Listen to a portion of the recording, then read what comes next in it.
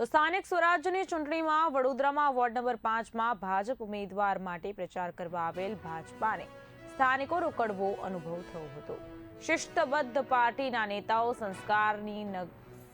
નગરના ward number 5માં પ્રચાર માટે આવ્યા ત્યારે સ્થાનિકોએ તેમની પડતર સમસ્યા અંગે રજૂઆત કરીને પાર્ટીના કાર્યકર્તાઓ શિસ્ત ગુમાવી હોવાનો સ્થાનિકનો આક્ષેપ છે। કિશનવાડીમાં ડમ્પિંગ યાર્ડ હટાવવા સહિતની વિસ્તારની સમસ્યાને લઈ રજૂઆત કરવામાં આવી ત્યારે સ્થાનિક ભાજપના ઉમેદવારને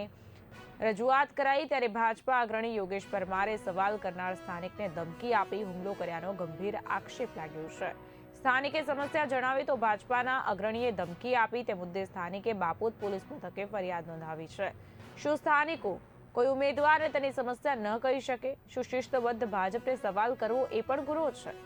आज प्रश्नों હવે સ્થાનિકોને થઈ રહ્યા છે ત્યારે જાણીએ સ્થાનિક મીડિયા દ્વારા સમગ્ર મામલો શું કહ્યું છે। લાગે છે આપણો અને 5 નંબરની અંદર ભાજપની જે રેલી હતી ફેરણી હતી એ ફેરણીને બધા આવકારતા હતા, અમે લોકો બી આવકારતા હતા, પણ અમારા જે પ્રશ્નોની રજૂઆત હતી કે આપણે કિશનવાડી ગજરા માર્કેટ ડમ્પિંગ યાર્ડ,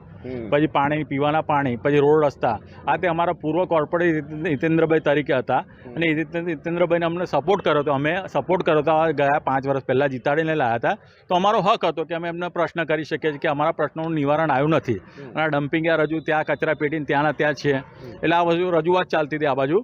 એની અંદર એમના જોડે યોગેશ પરમાર છે, યોગેશ પરમાર જે એસસીનો કોઈ પ્રમુખ બનાવેલો છે, આ મને બી નથી ખબર કે એને કેવી રીતે બનાવ્યો છે, પણ એને જે પ્રમુખ બનાવ્યો છે એ 2-4 કંઈક ગુંડા તત્વોનો લઈને આવ્યો હતો અને એ ગુંડા તત્વોનો લઈને મારા પર હુમલો કર્યો ડાયરેક્ટ કે તમે પ્રશ્નની આ બધી કેમ રજૂઆત અત્યારે કરો છો, આ તે બધું કે હું તમને જોઈ લઈશ પછી, એટલે મારવાની ધમકી આપી ઉપરથી। એટલે આજે મારા બાપુ